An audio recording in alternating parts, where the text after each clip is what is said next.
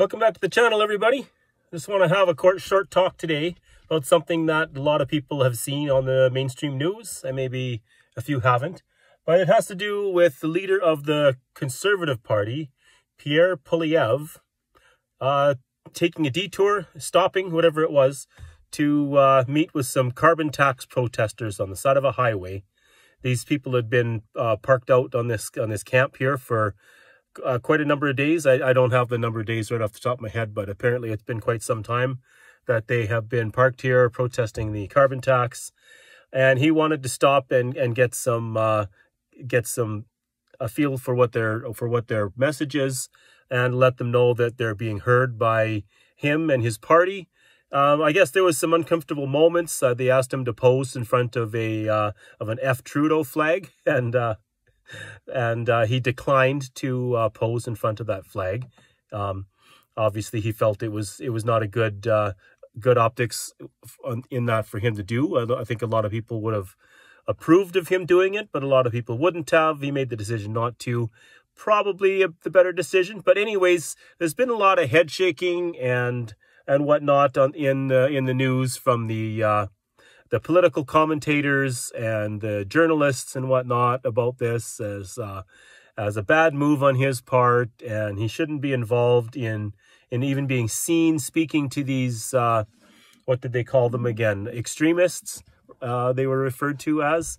And I wanted to address that because I think that was something that Poilievre has been doing extremely well, better than his predecessors, and I extend that back to as far back as Stephen Harper, and even before that, is that he's reaching out to a different group of swing voters.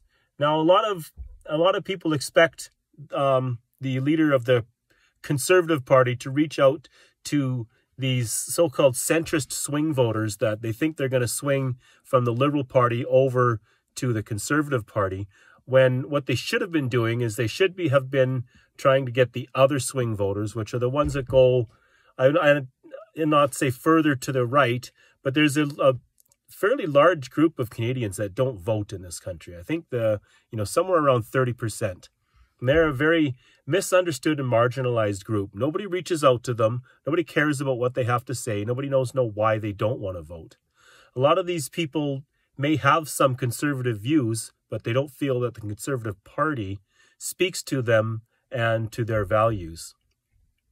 To be brutally honest, the last couple of leaders that the Conservatives have brought out to lead the party in their last couple of elections have come across about as refreshing as a lukewarm glass of water on a hot day.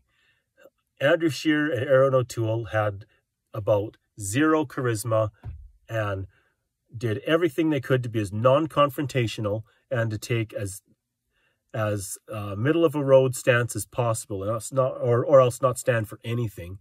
And the results showed in the elections. That is why the Conservatives are still in opposition right now. I think if Pierre Poilievre had come in a couple of years sooner, we may actually have had he may actually have won that last election. Anyways, back to the point. This group of voters on the other side, you can call them far right if you want. You can call them a small fringe minority with unacceptable views, if you would prefer. Nobody's been reaching out to this side until Pierre Poilievre. This one of the best decisions he's made is to, I'm not going to say court that vote, but at least hear what these people have to say. They're Canadians too, and their views need to be respected as well. He's not going to lose the traditional Conservative base that he's already got by making this move. Those people are probably already in the bag now. He may lose a couple of the Liberals who are swinging Conservative, but if he picks up a percentage of this of the Libertarians, call them anarchists or the fringe minority, we'll say it again. Maybe he stands to pick up and make his upcoming majority a supermajority. So I don't think it was a bad move on his part. I think it was calculated. He knew what he was doing. He's reaching out to people who have not been reached out to before, people who have been marginalized in the media and in politics, people who get told all the time that their views are wrong that they are not civil, and that they don't fit into society.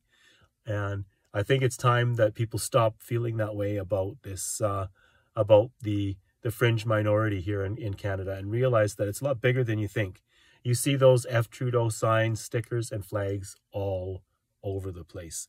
That group of F. Trudeau is a lot bigger than people would like to admit. So it's about time, yes, Pierre Poilievre, continue stirring things up, continue poking at Justin. There's no points to be lost by doing that. The media might not like it, but the people who vote for you do. So keep it up. And the rest of you who are not yet subscribed, I would invite you to subscribe to the channel. Give the video a like, give the video a share, and we'll see you on the next one.